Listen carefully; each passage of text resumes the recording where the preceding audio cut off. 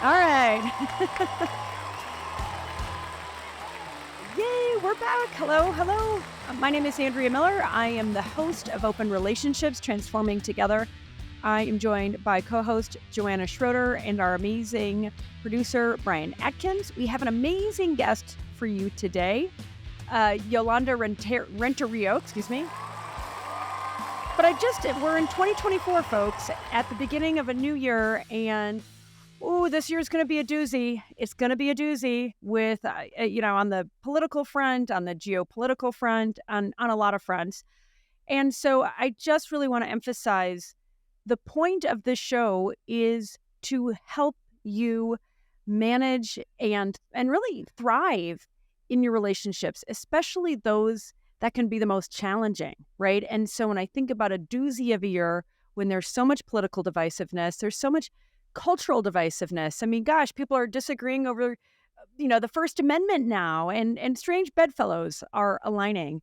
So our mission is to really slow down, create a wonderful, entertaining space for us to get into really, really important topics.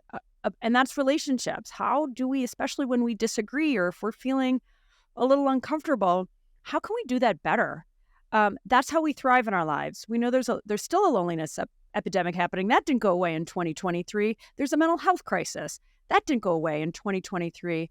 And a massive way to improve in these critical areas in our lives is to figure out, especially again, in challenging relationships, how to do it a little bit better, right? Because the opposite leads to more hurt and heartache and, stomping away and feeling angry and unseen and unheard. So that's the point of the show. Welcome. Thanks for tuning in. So let me introduce our guest. Yolanda is amazing. She has a super cool TikTok and Instagram. Yolanda is a trauma therapist and licensed professional counselor. She is a somatic experiencing practitioner trained in EMDR, brain spotting, and DBT. We're going to come back to a few of these things. She's an adjunct faculty psychology professor at Northern Arizona University and is passionate about helping people break generational trauma cycles and thrive in their parenting and relationships. So all the good stuff. Thank you so much for joining us, Yolanda. Welcome to Open Relationships. Thanks for inviting me. I'm really excited to be here. Yeah, same. We are big fans of yours and all the great wisdom that you're putting out there on your social channels. So my first question, in light of the Vatican's recent announcement that allows gay couples to request blessings from their Catholic priests, noting that the church still opposes same-sex marriage and labels homosexual acts as intrinsically disordered, progress for sure, right? Definitely some progress, not where a lot of us want the Catholic Church to go, but certainly some progress. I would love for you to comment on your popular post that described homophobia as religious trauma. I think that resonated with a lot of people. Yes, thank you for asking. Whenever we're talking about religion, people are going to automatically, a lot of people, I should say, not everyone, but triggered by this topic, because I think that sometimes people feel like we're talking about them not having faith, right? Or, yeah, a lot of us have been indoctrinated to not challenge or talk about anything that the church is doing. But in reality, we have learned from other human beings about how the Bible is interpreted, and it is doing a lot of harm in many ways to people in our community. And I think this is one of the ways that it has done harm, where we have been taught that there is a right way to live and the things that we do to people to exclude them.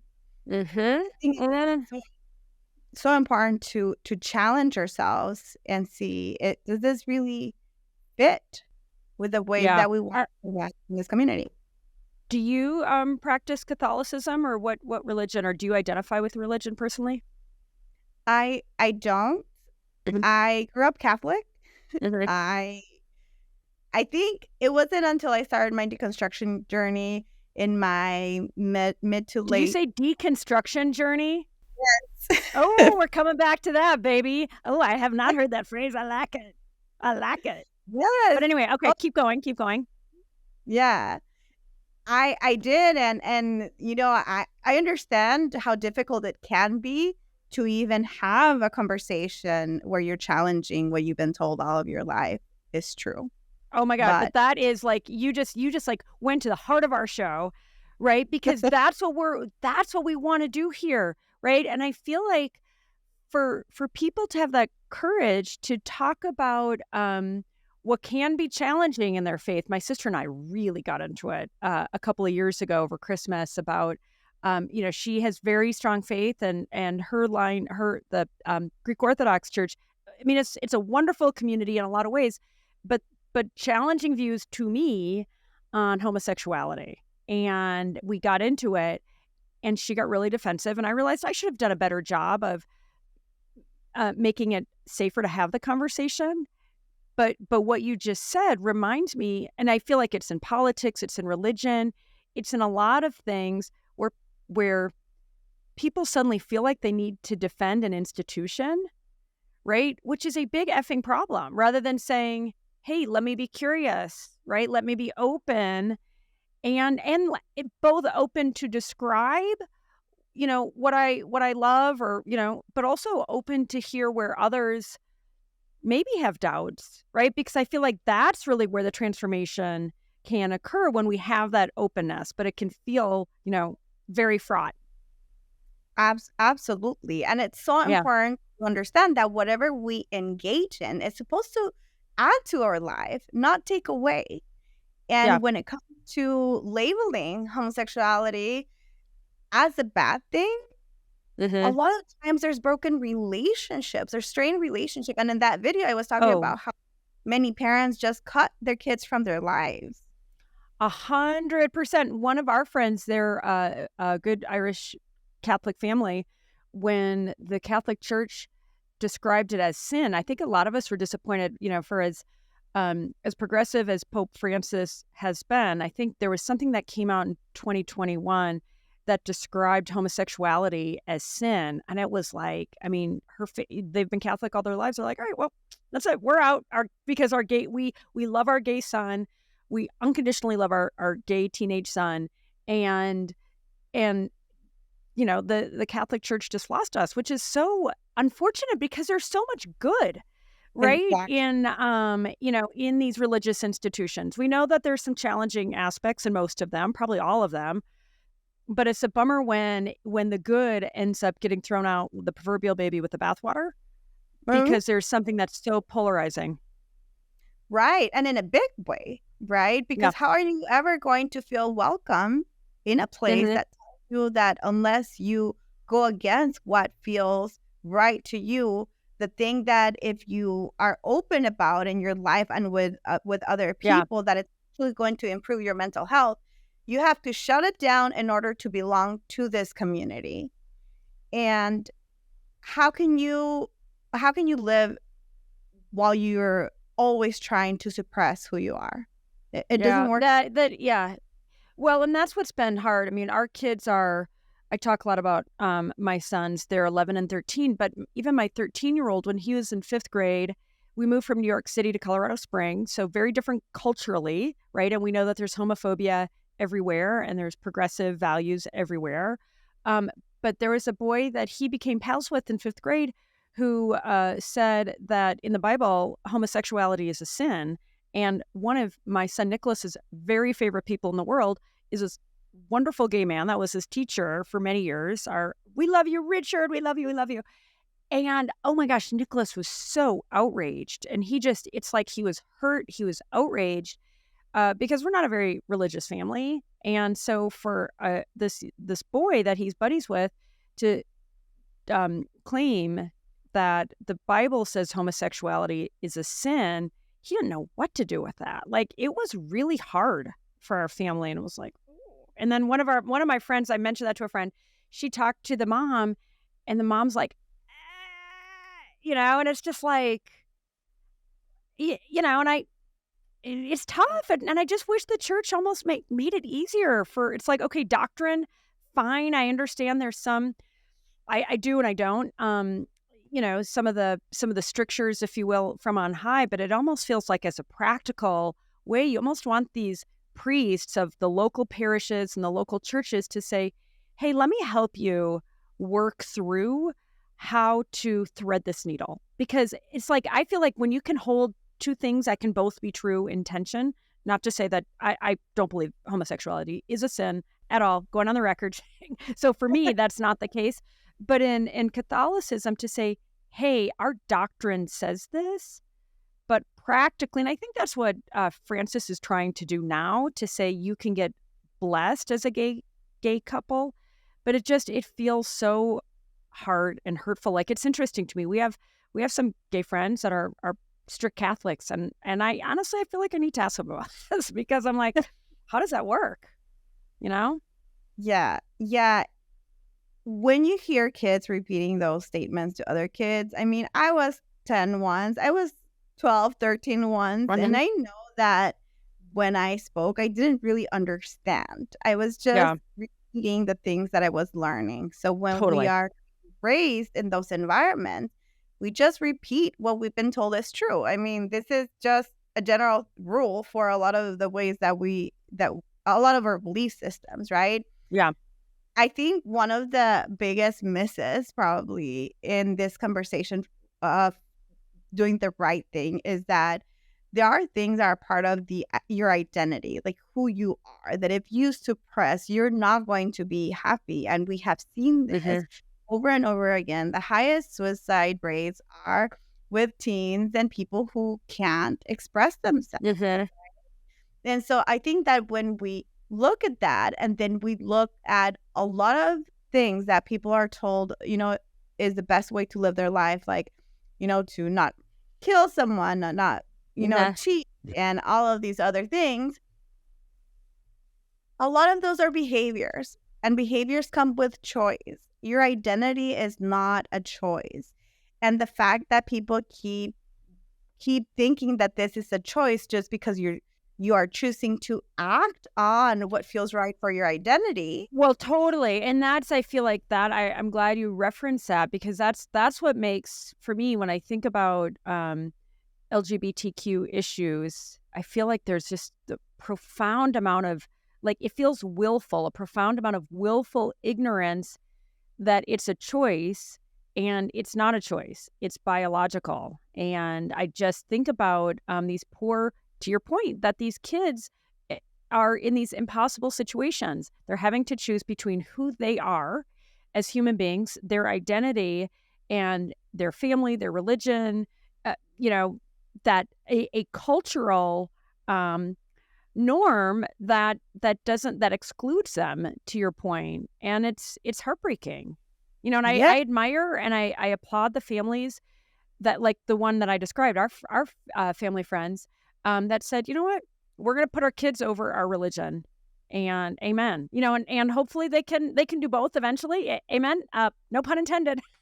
um right, and but your point I think is the exact right one, and I hope for parents and teachers listening who where this they feel a healthy tension here or they feel like they want to uphold their religion. It's like, can you make room for these younger people and even the older people? Let's face it, they're closeted people in their older years who are living with a lot of hurt and heartache because they don't want to have to, if you will, out themselves because they don't want to be ostracized. And it feels like here in 2024, um, that shouldn't have to be such a hard decision for people.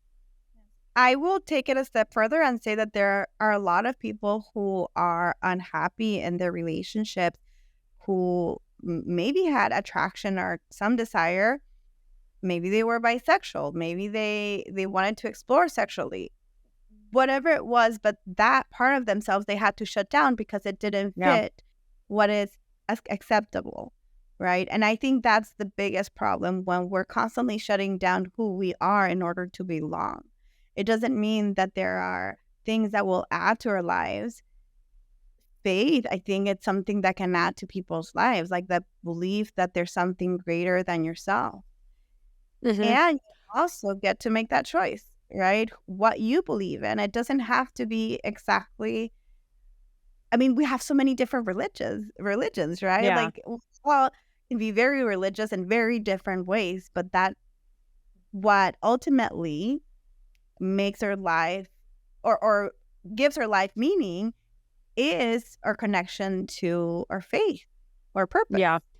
Well, totally. And I would contend that as, we've seen the numbers fall precipitously in the last, if I'm not mistaken, couple of decades where fewer and fewer people are participating in organized religion, and at the same time, we're seeing this increase in mental health issues and a loneliness epidemic that's raging.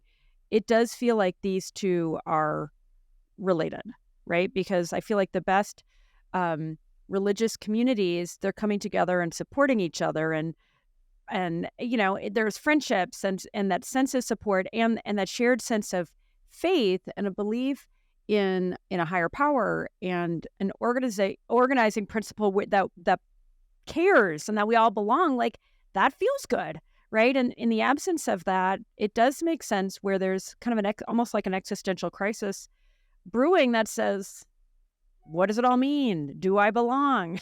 you know, you can kind of see why that splintering in faith has pretty massive downstream ramifications. Absolutely. I will share that Yeah. my mom has always been very open. She's Hmm. Catholic. She's been a Really? practicing Catholic all of her life.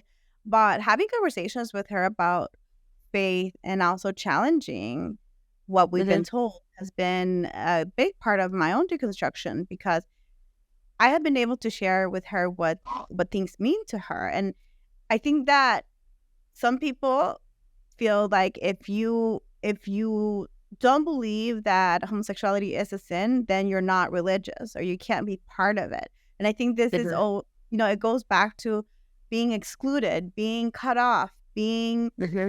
pushed aside.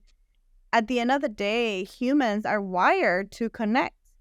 Yeah. And disconnection is going to feel painful, and disconnection can come in different contexts, religious, and it can be a big one for a lot of people. Yeah, no, I feel like the big thing, in fact, I'm personally going through my deconstruction. I like that. Reconstruction, maybe even better. And this whole idea of being seen, like really seen, feels really critical to being a healthy, thriving individual. And you can't really be seen if you have to hide that part of yourself. And I feel like that, again, it becomes existential. Like, by definition, my identity is wrong, right? That makes me wrong. So, like, what do you do with that? So, how does your mom? So walk me through what has that been like? Having that kind of that that change in relationship with your mom, or maybe it's not a change, but just to the extent that you're pushing back a little bit, maybe you're challenging her. Is she open to it? How does she handle it? What do you do? Have there been any breakthroughs? I'm really fascinated. Yes. So just growing up, I always went to church with her. I'm the youngest, so she would always take Okay. me. And there was a period of her Okay. life where she was going to church all of the time. So I was there, like Bible study, all of it, Okay. right? Okay. So I was the good girl who wanted to do all the right things. I didn't really understand them, but adults would see me like this, I don't know, enlightened child going Really to. cute little Yolanda. So cute. Yes, and so one of the things that my mom has always told me, because we grew up in a family. I wouldn't say we're living in poverty. Like, we had the basic needs met, but there was a lot of other Okay. thing that I now have in my life. And so she's always Okay. told me, like, you're very blessed, and Mm. this is like a constant thing. And I take it in because I know this comes from a good place. But she kept telling me that I was blessed by God, and I had challenges with that. And so Mm. I think that that was one of the biggest things where it was like, well, why me? Right? Like, and she's like, Mm. complain, right? Because then it's like you're challenging God's will. And I'm Ooh. like, I'm not challenging it. I'm just saying, like, there are so many other people who are better than I am. Why am Mm, I the chosen one? And she would be mm, like, you don't know that yet, or maybe, mm, like, you'll know, or, all of these phrases that we use over and over. mhm, And that just didn't really sit well with me. So I started really challenging these ideas. I have a sister who has gone through so many hardships, mm, financial and medical. mm. And she's like the best person you can imagine. Like, she would literally take whatever, like, food from her mouth to feed other people. Like, she's that type of Yeah, person. I'm yeah, not her. Like, why am I blessed? And mm, why is she going through all of this? So in my mind, I had to understand, like, there has to be something more than what we're learning. And so she would push back, right? But then at the same time, we started having conversations. And then one day mhm, I asked her, would you have love your kids? If one of them was gay, would you have loved them? Or if I was gay, right? mhm. And she said, I would love that child more. Oh, hey, And mama. All right. yes.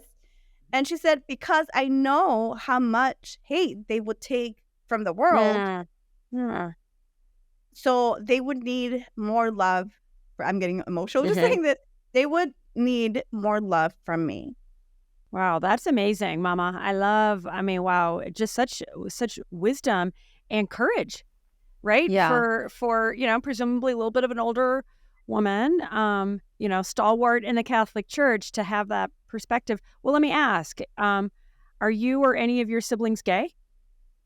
No, no, but I Right. do have my niece who is gay. She came out. Oh. Oh, Oh, okay. So what's that relationship like with her and your mom? Oh, my mom is very open. Oh, thank God. Yeah, that doesn't. It's yeah. been more of a conversation with my brother about that. And Her dad, presumably your niece's dad. Oh, so what's his how old is your niece? my niece is, I want to say she's in her early 20s, maybe Oh, 21, 20. okay. Yeah, And how long has she identified as gay or been out, kind of yeah, but openly? yes, probably a couple of years. So she just said Sure. it, right? Mhm. And I was, she knows that it's safe with me. So I Yeah, of think course. that That helped.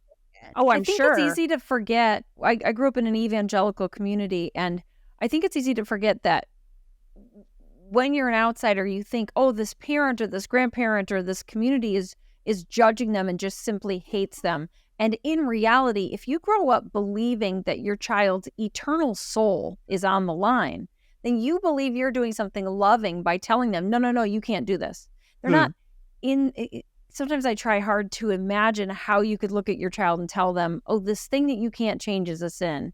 And then I also remember growing up believing you had to say a certain thing the right way to not burn in hell. And as a Yeah. parent, what could be scarier than that? And I'm not saying they're right for doing it. I'm saying when I try to see openly how we make those choices, it's like that's where you can see it has to come from the institution. Like, hey, parents, don't alienate your children because it's literally deadly. And I wish Yeah. they would talk more, like Andrea said, about what would be a bigger sin to isolate your child and make them feel unloved. And then eventually maybe they take their own lives, or to encourage them to live authentically what would make them happy and give them a full life. Absolutely. And I think that a lot of the times parents confuse it as love, right? Because I want to see you in heaven. I don't want you to burn in hell, right? So I feel that I am telling you this so Yeah. that I can save you. And there's not enough understanding that it's not something that people can just change because Well, Yeah. okay, so I've got two burning questions from that. First of all, is your brother accepting of his daughter, or is that still a little tension or a lot of tension? no, there's not a lot of tension. And something that what something that I told her when she shared that was, you know, whether you bring a male or a female to this house, they will be welcome. And so I think Nice. hearing that, and they will be welcome at your dad's house too. I've Oh, had good. my You got brother. influence with the brother. Good job, Yolanda. No, but he knows. My brother knows. My brother loves his children. I think that it was just something that he's been exposed to a lot from a machista culture, like a cultural perspective, from a religious perspective, from a Totally. political. Props to him. But I think that in the end, that's what he values more. But I do feel like he felt it challenging in that moment. But Good for him. we've had enough conversations. This is something that I've always, been the one in the family who's always challenging views. Listen. So I think he kind of knows, and he loves his kids. And I think that, she hasn't brought a girl home. In fact, like she's through her own journey right now, but the moment that she did, or if she chose to, she knows that she would be accepted and welcome because she is right now exactly for who she is. And I think that's what love is, that you feel safe to be yourself in front of those who you love. The moment that you have to hide who you are, then the people that your parents are loving is not you. It's just who they want to see. Well, totally. And super big props to your brother, and to your point that there are a handful of cultural forces that your brother has, it sounds like, effectively stood up to say, I am going to put love first. And what a gift. I mean, seriously, props to him. But I want to go back to something you were saying, Joanna, and I feel like implicitly even, in, certain strict Catholic homes or, Catholic individuals, this real tension between people, and I feel like it comes up with abortion, right? There are people that really believe conception starts, or that life starts at conception, right? And then others who have a different perspective.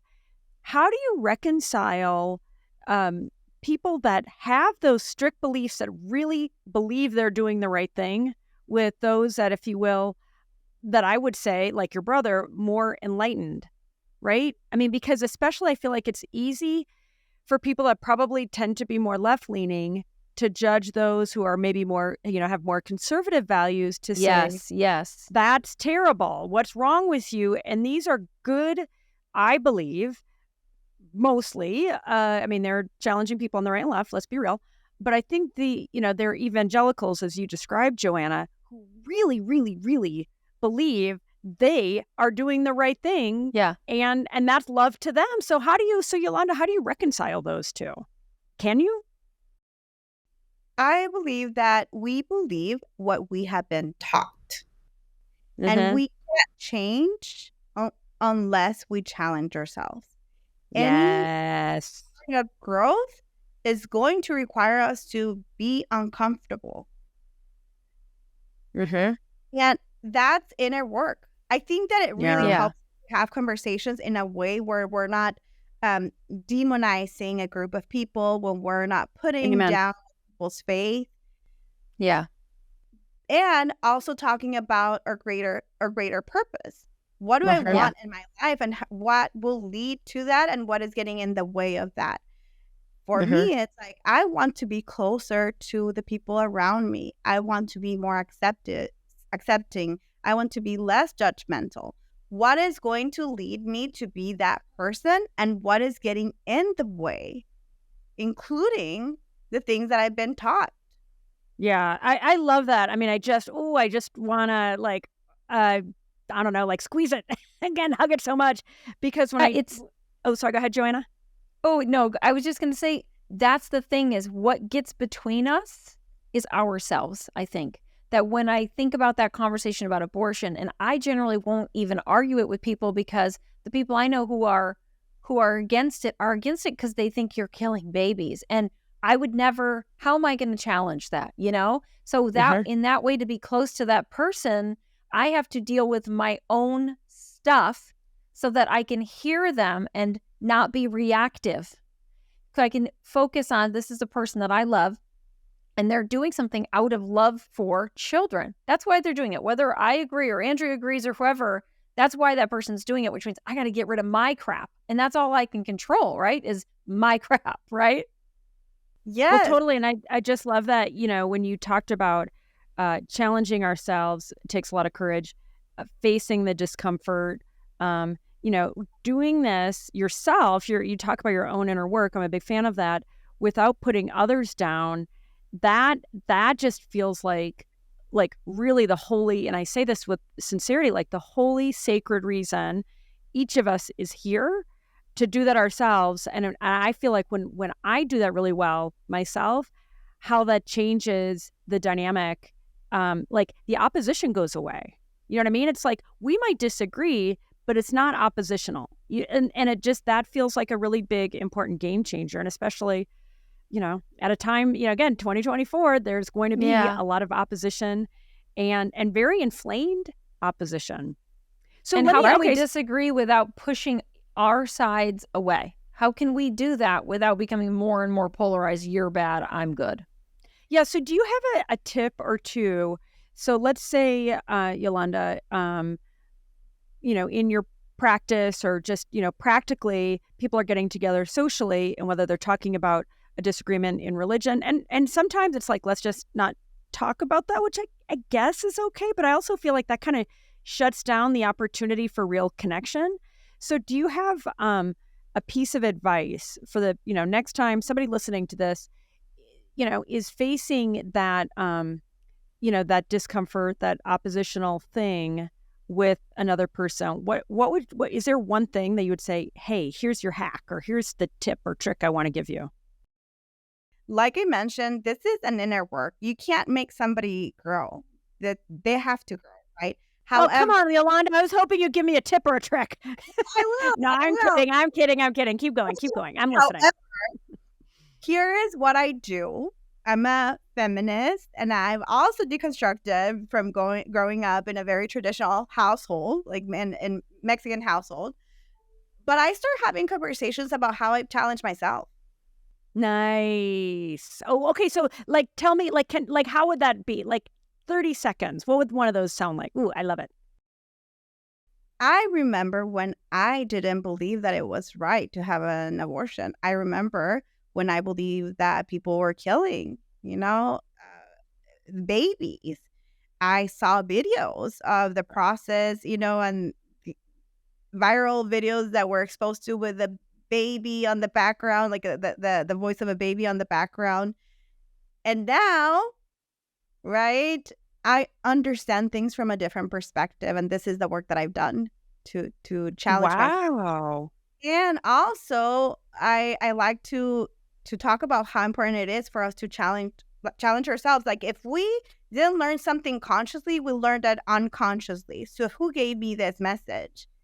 And if I just take it as the truth without really understanding it for the root of it, why, right? Why would I just repeat something that I learned unconsciously? And now as an adult, I don't take my time to revisit this and assess it from this adult perspective.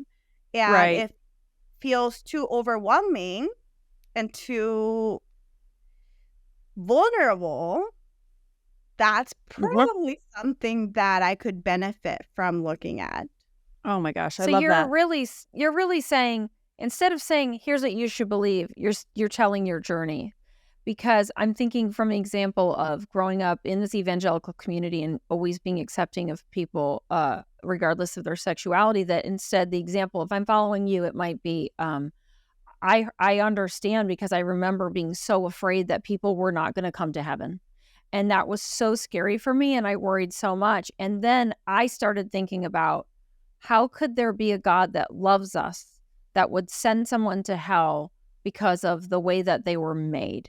And that was what really got me thinking about whether these specific passages were being interpreted in a way that made sense for now. And that was my journey. Yeah. So if I'm sharing that, like using your model, I love that, because I'm not telling them they're doing it wrong. I'm telling them my journey. Yes.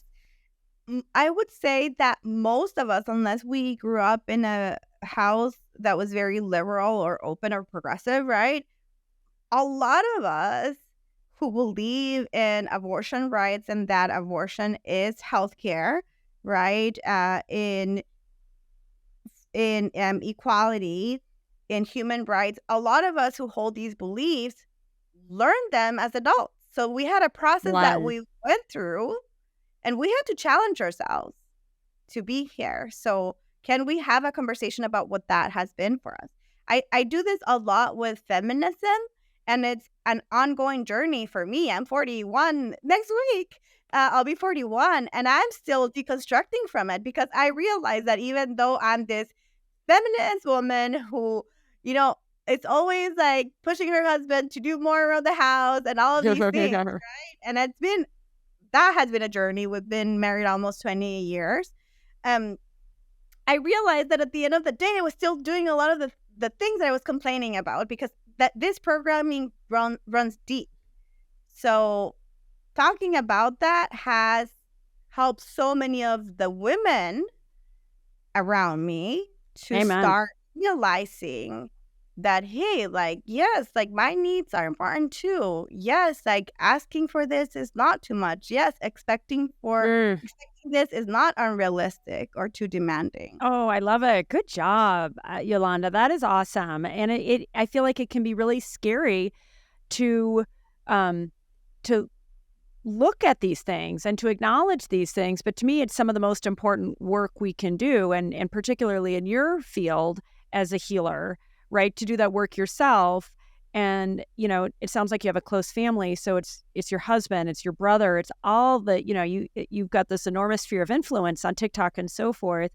And it takes a lot of courage. And just to go back, when you talk about what is handed down sincerely, unconsciously, that deconstruction, that really active deconstruction where we start asking ourselves some, you know, really kind of basic questions. I think that is one of the greatest ways we can free ourselves and, you know, and change. I mean, you talk about generational trauma, which I want to come back to, but I feel like that's how we stop the generational trauma, right? We insist on becoming more awake and more conscious, right? It's and so that we can one make different question, choices. like, yeah, that one question, why do I believe this?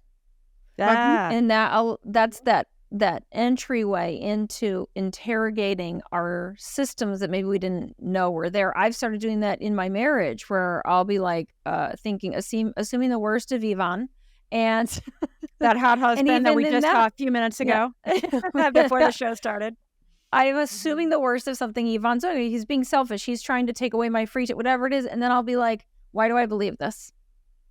And sometimes maybe he's being a jerk. Other times it's like, this is my defensive. Yeah, this I is love a that, defensive Joanna. That's a good one. thing. Mm-hmm. Yeah, I love that.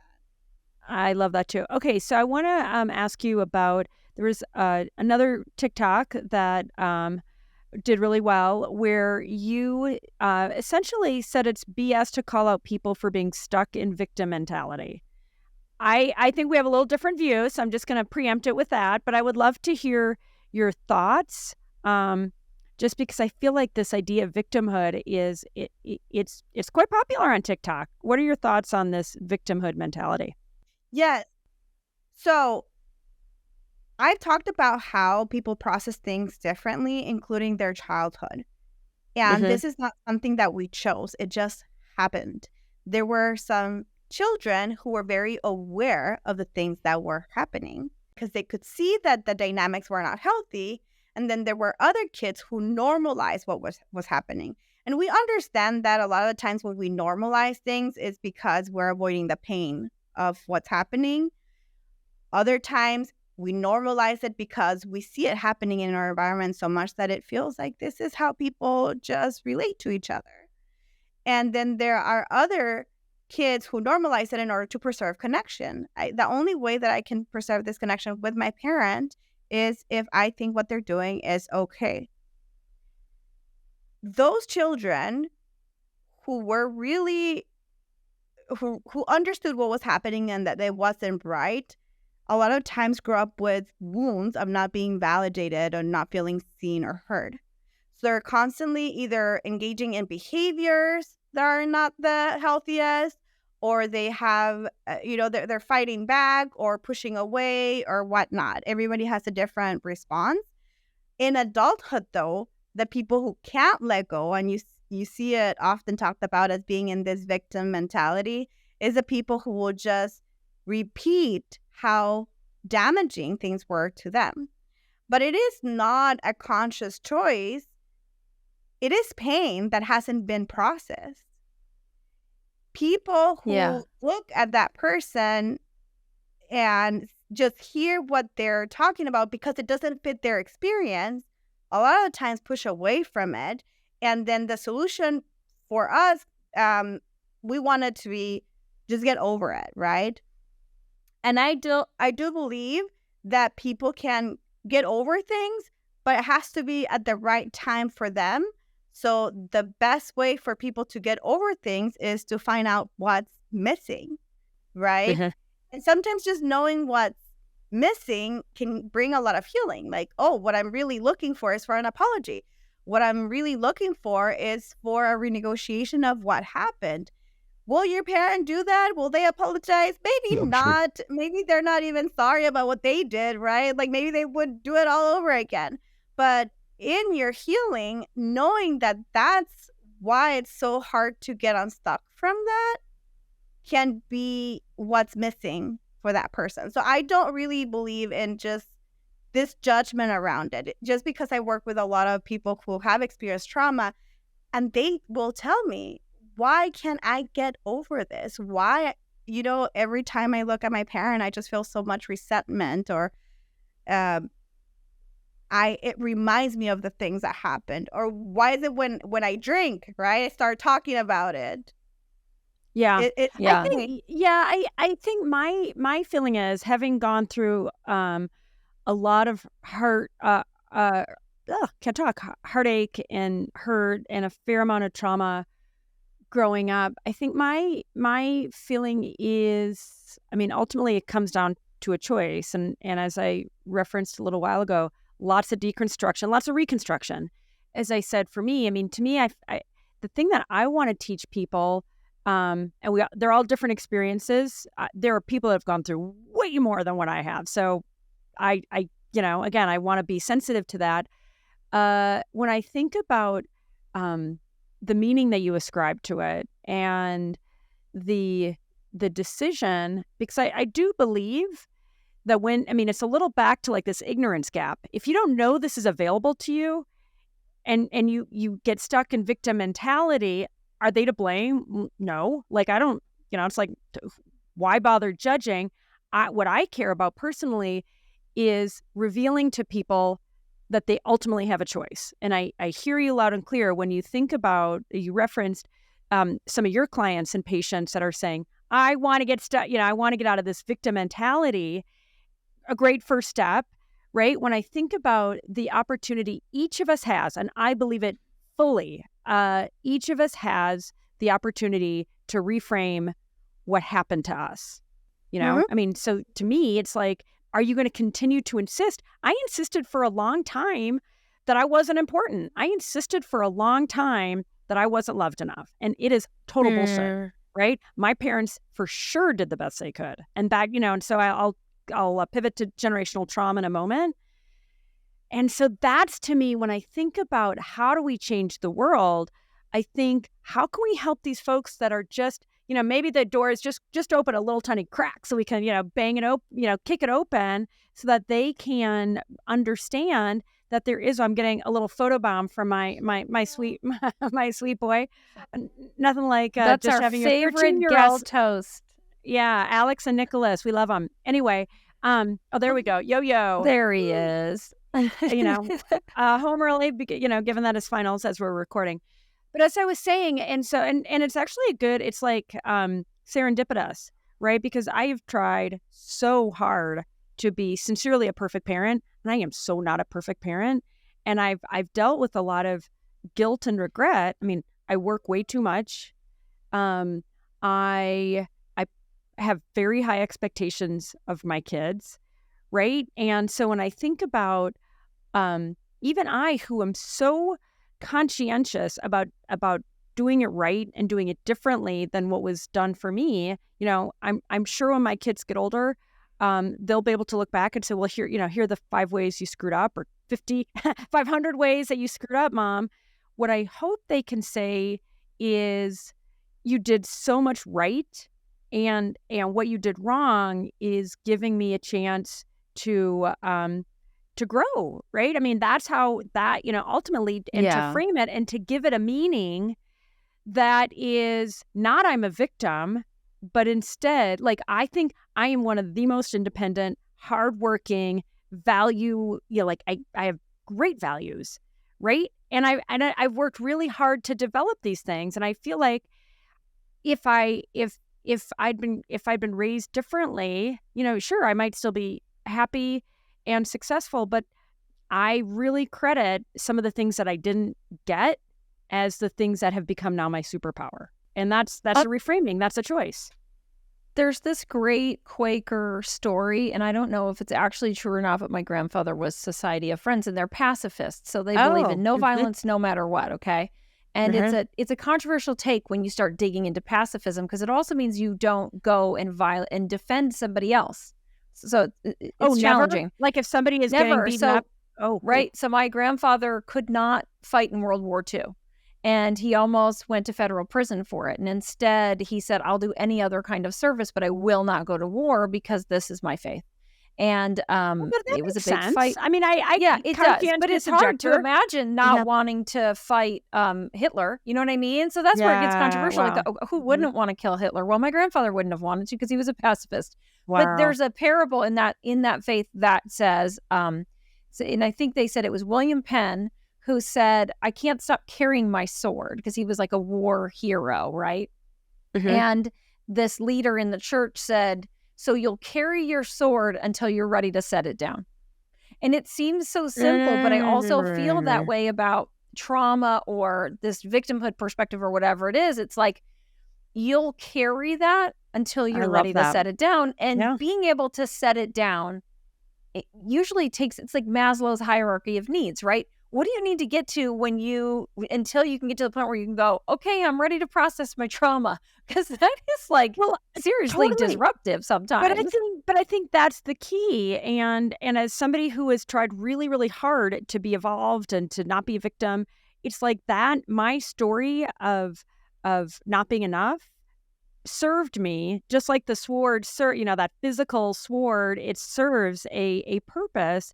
And, so much to me when I think about, parents or kids coming from alcoholic parents and a lot of the addiction that and trauma that a lot of us come from, that these traits that we've inherited or that we've adapted serve a really, really, really important purpose until they don't. And it feels like what you're saying, Yolanda, a little while ago. It's like having that. I mean, it's a gift to have the drive and desire to say, I want to be free. I want to do better, right? And that's been, I mean, for me, definitely the story of my life. And it's like, and it's just like, oh my God, life is right in my face. And I just got to get to it. You talk about children as mirrors for their parents. Oh my God, talk about that, because that's one of my favorite things that, that's bubbled up in your work that I just loved. Yes. So when we're interacting with kids, we often see this as that dynamic of we are the parent and we're guiding them. But in reality, a lot of things are being triggered by our kids, but it's not them, it's us, right? And so our kids, through their behaviors and their words and their emotions, are challenging parts of us. But obviously, this is a process. Like, kids are just being themselves. They are not planning to be anyone, right? Okay. They're just being themselves. Whatever is showing up for us, it's because they are that mirror to us. If we pay attention to it, it can be a gift to us because it can help us grow. A lot of the times, though, we resist it. And so we want to change our child so that they don't trigger us anymore. So that we... Oh my God. Can you say it again? We want to change our child so they don't trigger us anymore. Oh my God. Somebody clubbed me over the head with that phrase. It's Right. so huge. It's so They're huge. so And my huge. 18-year-old is sitting right off camera, but he can't And hear is he this, but he would smiling? love Oh, that. If he uh, could hear it, he would love it because ultimately it is easy to I gave birth to him, okay? So I'm like, this is where you should go. This is the direction for you. And I'm yeah, like, well, and even this idea that they're not choosing who they're going to be, they're just being. yeah, He's just being, and all of these little things, because he's so much like me, all the little things I want him to do better than I did are about me. They're not I about him. know. Yeah. But isn't that the healthy tension or maybe unhealthy tension? Yolanda, you tell us. On the one hand, we want the best for our kids. We want them to avoid the mistakes that we've made. We know that there are certain things, if they do that, we know, I just said, that was just a tell, that, or that we strongly believe that by working hard, getting good grades, X, Y, and Z will lead to better outcomes. And so we fight really hard, at least in our family and in a lot of families I know, like we're willing to go to battle. So what do we do as parents that sincerely want the best for our kids, but when we keep getting in our own way? Give us that advice because we need it. First, I want to say that it's important to build safe containers because children do need guidance. They're growing up, their brain is developing. They can't figure things out on their own. So they need guidance. And that's why it's good to have healthy expectations. I think where a lot of the times as parents we get it wrong is that we can have rigid expectations and we can be really inflexible even when our children are telling us that that's not working for them. Mm-hmm. If we are expecting something and they don't seem to respond to it, if we're not curious about it, about that and the why, and instead we're stuck on just forcing them to do the thing that we think it's right for them, then there's obviously something like a conversation that is not happening because we're just so focused on this thing, on them accomplishing this thing. So if I, go ahead. Go ahead. No, go ahead. So if I, for example, I believe that it's very important for my child to finish high school and my child is skipping class, instead of me being forceful about you need to do this, I'm going to take your car away and do all of these rules, wouldn't it be better to have a conversation about why that is not something that he feels the same way about, right? Right. I agree, but let's just role play this out. So you have the conversation with your full heart. You're a mom, you're a loving mom or you're a loving dad. But what if the kid still says, no, not for me, right? I mean, it's like they're on drugs, and those drugs are hormones, right? Not even anything exogenous. It's inside, and influence of friends, right? Let's face it, friends are disproportionately influential to adolescents and teenagers. So how do you, if that that polite and loving and curious conversation, if you still don't get through, then what do you do? Yeah. It doesn't need to be loving and kind, and it can be firm. Right? Okay. I just want to understand what is happening that is getting in the way of you meeting this. So that way, if a kid says, if I'm your kid and I'm like, I hate it, it's so boring, I'm bored all the time, I hate it, I don't ever need to know algebra 2, this is so stupid, mom, like, ugh, I just hate it, like, so much better when I can just look. Okay, so there you are, and what you're gonna hear is I'm saying this is boring and it's not relevant to my life. And instead of being like, it's going to be relevant to your life, and you have maybe, and correct me if I'm wrong, because I'm probably taking your message too far, but maybe then it's like, what do you want to do? What would be interesting, and what would be like a similar path? Like, could this kid, for instance, if they really are into hair, could they then go get a GED and also a esthetician license or something? I mean, am I taking it too far? Is it better than, or would it be better to do something else? Yes. No, you're not. And so we also want to know, why do you hate it so much? What do you hate about math? Do you struggle learning? Do you space out when the teacher is speaking? Like, I want to know and understand you. Mhm. Let me give you also an example. This happened with my son when he was in 3rd grade.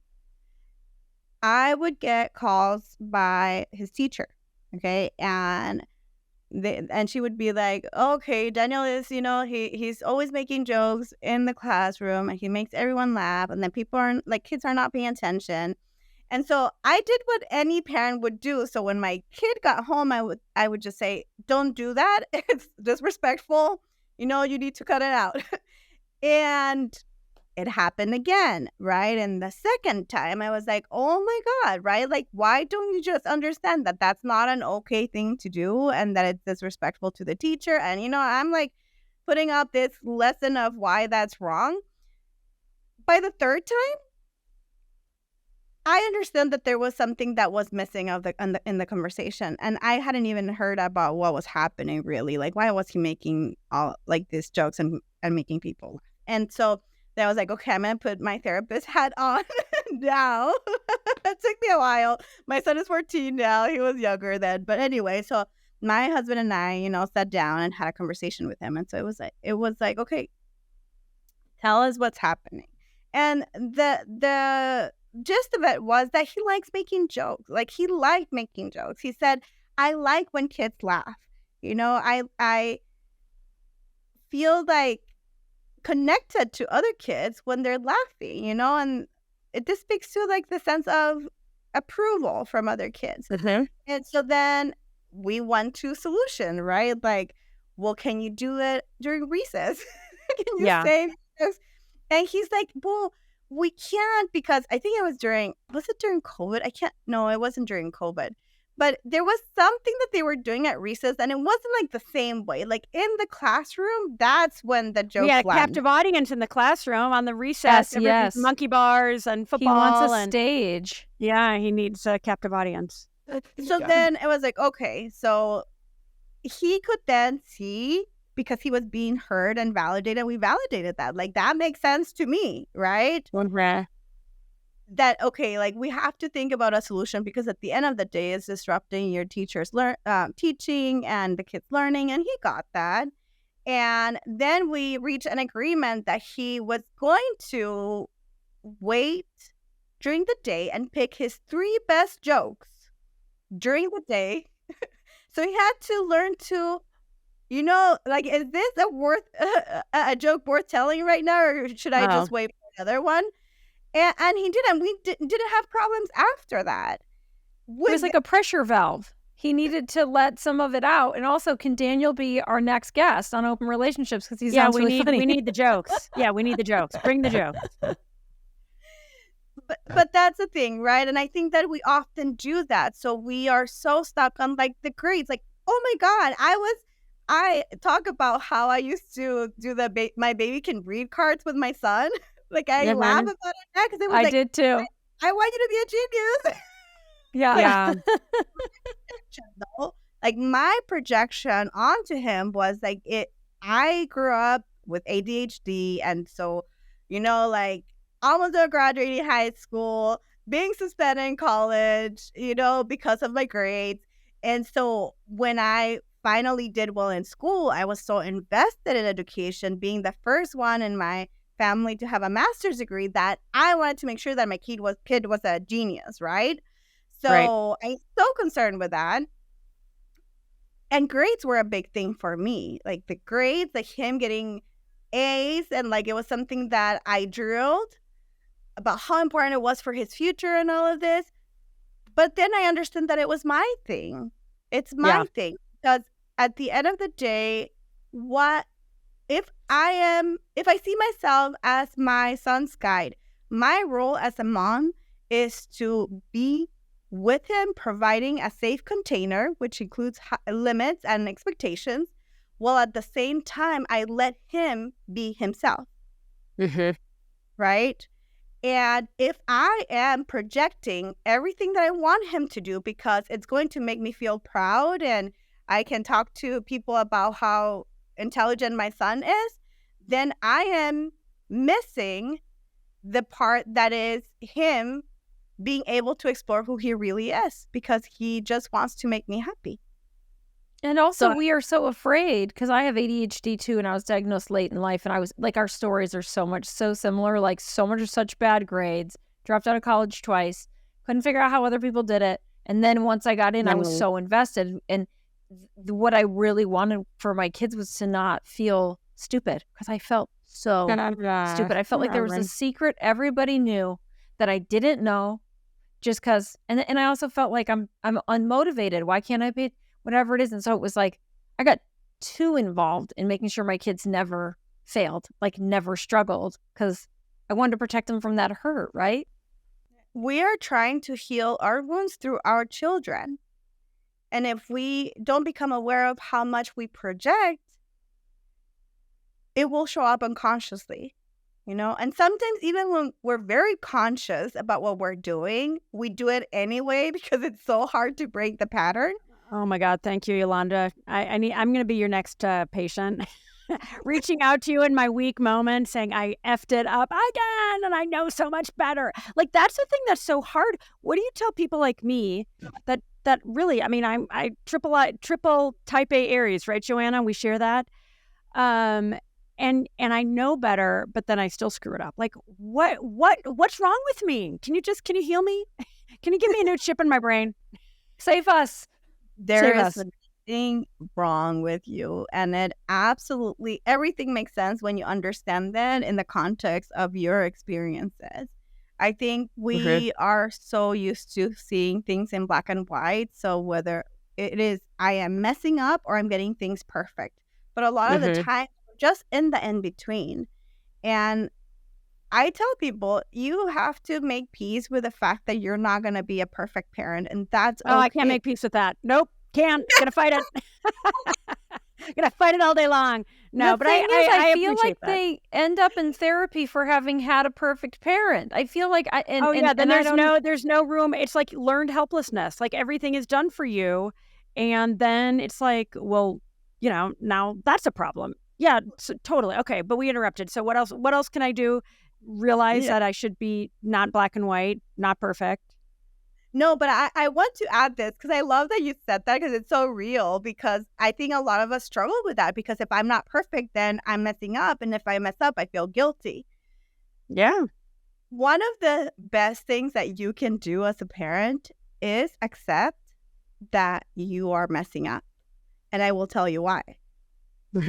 When your kids are adults, if you try to be the perfect parent, your kids won't be able to come up to you to tell you how you messed up, or if they're because they're too afraid of hurting your feelings. And it is that you're going to be defensive and you're not going to accept that because you have tried your best. So this is when you get parents saying, I did everything. Don't you remember all of the nights that I did sleep so I could do this for you and that for you? So one of the things that I practice is telling my kid how I'm messing up. Like, you know what? I am noticing right now that I did this. I'm sorry. And it's not like a constant apology, but the awareness that I am human, that I'm making mistakes, but that I'm trying because I care. And that's what our kids want. Yeah, I love that. And I love this idea of, I literally wrote down making room for adult kids to be open. So if they ever need to have that conversation, so I want to talk about generational trauma, because I do think as parents, it's one of the greatest gifts we get as human beings to change the arc of the people that we bear and that, come behind us. So first of all, I feel like the term generational trauma for some of us, like, oh yeah, we totally know what we're talking about. Others are like, I have no idea. No, I'm turning the podcast off. In as simple as you can, language, can you describe generational trauma? And then, what you recommend people do about it? And you've talked a little bit, I'm kind of parsing some of the things, but just, if you don't mind, just starting with a definition and maybe what people can do to change what they've inherited. Yes. Intergenerational trauma are those things that have been harmful that are passed on from one generation to the next. And most times it's just unconscious, and those become our core beliefs. The way that we see the world, the way that we see ourselves. but they don't feel good. Those are things that we are carrying, whether it is in our behaviors, in our thoughts, emotionally, that don't feel good, but it is so normalized in our family of origin. Well, can I chime in with something really personal? I mean, we've talked a lot about on the show coming from families with a lot of addiction, from workaholism, which is real, to eating disorders, alcoholism, other forms of addiction. On the one hand, I feel like people can, oh yeah, that's common. But to me, what I've really had to grapple with as I'm 52, when I think about that feeling of not feeling enough, not feeling seen. I mean, I'm grappling right now. It's like I really want to be seen, and then yet it's really scary.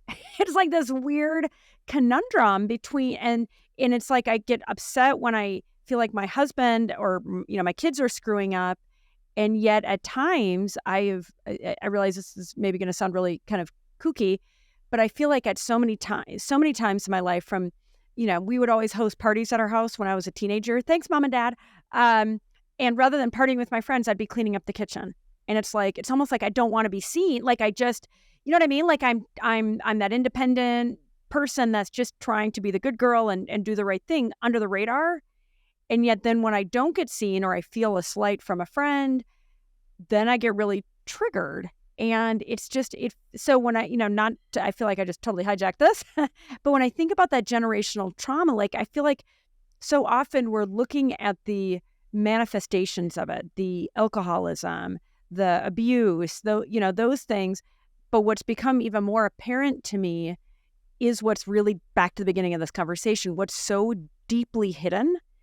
And that to me feels like that's what's really secretly, like almost at a genetic level, that feeling of not enough, that feeling of being unlovable, that feeling of being unworthy. It's almost like that's getting passed down totally secretly, silently, in the dark. And then we're all just trying to frantically compensate for it. Is that true? Did I just totally make that up? No, and I love this conversation because I do feel like generationally we have been impacted by our parents. They were impacted by how they were raised, and we are totally right. So from one generation to the next, Mhm. there's ancestral trauma, which are ancestral practices that have been normalized and passed on. So we're talking about behaviors as like hitting, physical abuse, emotional shutdown, culturally. There's so many things that we have normalized that. Well, yelling at, shutting down, it's like, and I've done that with my kids. I'm so ashamed to say, like when they really upset me, I've literally blocked my kids on my phone. And it's like, what a terrible, and it's like, I'm so frustrated. I don't know I don't know what to do. So then all I can think to do is reject them, right? Which is fucked up, man. Like shutting down, right? Like I'm going to shut this down because it's too painful or too overwhelming to deal with.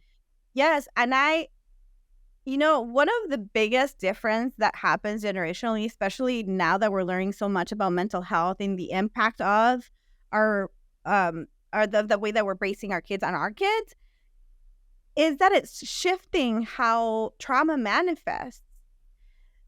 We might have seen, for example, that if our parents were hit, they might that's appropriate, and then they hit their kids, right? Or yelled at. I was yelled at a lot as a kid, so I've been a yeller, and I've had to really, really, really freaking fix that. Sorry, go ahead. So those are the things that we're passing on, but our responses might change. So maybe the way that our parents cope with it was through drinking, right? Or hitting. So they found other ways to cope with what was happening. And for us, it might be shutting down. It might be not talking to anyone, right? So the way that we cope with things might be different, but it all comes down the same stream. This Yeah. reminds me of Dr. Terry Real. We had him on the podcast, and I'm reading his. We're obsessed with him, but he did all that research into men and depression in the late 80s that now I think we talk about a lot more. But he was saying if you have this covert depression, especially men, that they will carry it and carry it and carry it, and it will find its way to the surface. And he was saying that sometimes they treat a man for depression, and these behaviors that you would think were totally unrelated to depression will dissipate. Like one man was stalking his ex, okay? So that's a criminal behavior. We would never excuse it, and we never should. But what Terry was saying is once they treated that man for the depression and the trauma of his childhood, the urge to stalk went away. Because that alone, this criminal behavior had come as an adaptation to depression and trauma that he wasn't dealing with. And it totally. I mean, it's just blew all my adaptive, mind. right? I mean, it like all these crazy in air quotes, maladaptive behaviors, I mean, are in very unconscious responses to what was handed down to us. And I do think the vast majority of people are sincerely doing the best they can, which is back to, so can we just give each other a break? And then we can give them a break and also not let them keep doing it to us. I had an ex-boyfriend that was cheating serially. And he was like, I'm coming to understand it's because that's how I treat my depression. And it was like, okay, cool, I got you, but you can do that somewhere else. Yeah. Well, yeah. Maybe you're not a bad person, but you don't need to do it with me involved. Yeah. Yeah. And I think like there's a difference. So most people, and I believe most parents, do the best that they can. And I do want to say that sentence alone, I think it often triggers people because it reminds some people that their parents really didn't do the best that they could. And I believe that there are times, even for myself, that I know that I could be doing better and I'm still choosing not to. The difference is that I try to constantly make the choice to try and attempt to be better. But there are parents who did horrible things to their kids. They were aware of the harm that they were causing and they didn't stop it, right? Or try to do something to change it. When we're talking about children, the dynamic is really vulnerable because a kid has no choice, right? They depend on that parent doing their best and trying to change their behaviors. When we're talking about relational dynamics and there's two adults, yes, when we talk about manipulation, it is complex because of gaslighting. It can be harder for people to leave the relationship. However, we are still adults who, if we seek help to try to understand what's happening, we can get out. So if somebody is trying their best with the tools that they have and they're not a bad person, they're just making really poor choices. Yeah. That can only exist in a relationship with someone who accepts the choices and doesn't set boundaries, right? That's what allows that dynamic to continue. And I think that's when it gets more tricky when you're talking about kids, because kids are so dependent on those adults to do the work. They really can't be like, Mom, I don't accept the way that you are giving me consequences. I don't feel it's healthy for me. Like, how is that child who's been given unhealthy consequences ever even going to have that language? And the risk to setting that boundary, even for a teenager who might be able to intellectualize it, may be physically or emotionally dangerous, right? So we have a huge responsibility to do our best there. Yeah. And you used a beautiful phrase earlier on in the show that I want to come back to, how kids, they would normalize things. A lot of us normalize things to preserve connection. And that's survival in that little brain, even if that little brain isn't so little, even if you're a teenager, right? Emotionally, it is survival, right? And so I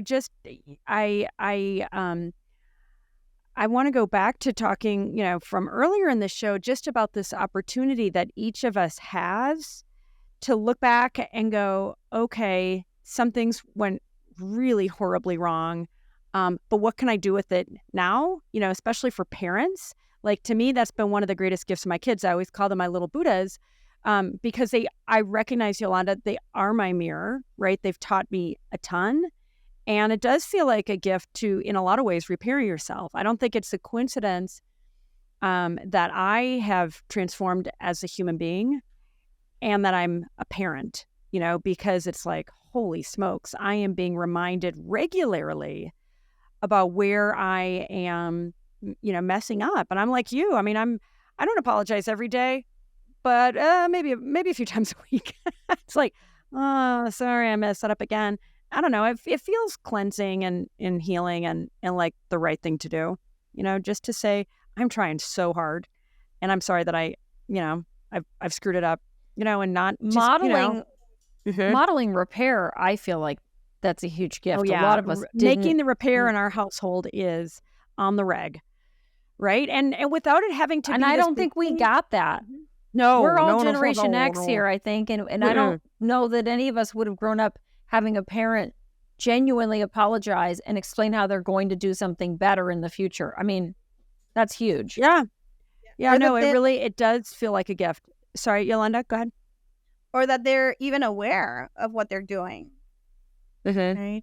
It's such a power thing that we're reestablishing. We're looking for more like an equal. Like, you are my equal. You're another human being, and we're just here trying our best, and we're trying to understand each other. And how can we support each other while I guide you? Because I also understand that I'm the adult in this relationship, and you do need that because you're not an adult yet. Yeah. Yes. I mean, amen. All right, we have to wrap up. Oh, I wish I have so many more questions. I wish we had more time together. We need to have Yolanda come back and talk about is it brain spotting? There's like 3 other things we have to talk about. Yeah, somewhere brain down spotting, the line. And we even talked about it. Gosh, the unmet needs test and list. I mean, there's just a bunch. So come back and be on our show. We love you. If you want to follow Yolanda's super cool TikTok, this is Yolanda Renteria, our darling, handsome, wonderful producer. We'll put it in the show notes for us. But Yolanda, thank you. This has really been such a gift. And the work you're doing is so important. And it's like you're doing this incredibly important, successful work as this beautiful, courageous person. And that's just badass, man. So, woman. So thank you. Thank you so much. And thank you so much for sharing also of yourselves with me. That's so powerful to see all of us doing this work together. That's how we transform together. They work together. That's the goal. Yep. Amen. Okay. Thanks, Yolanda. And this is a wrap of Open Relationships Transforming Together. We've got some great guests coming up. So follow us, like us. What else do we say? Give us comments. Give us your advice. Give us your advice. How do we make this show even better, even more? We read impactful. All the comments. We really do read the comments that people leave. So, and just we're super grateful for the chance to do this show. It is truly a gift and an honor. And so, to the extent that you're enjoying it, we invite you to subscribe. And thank you so much. All right. That's the show, folks. Have a beautiful day.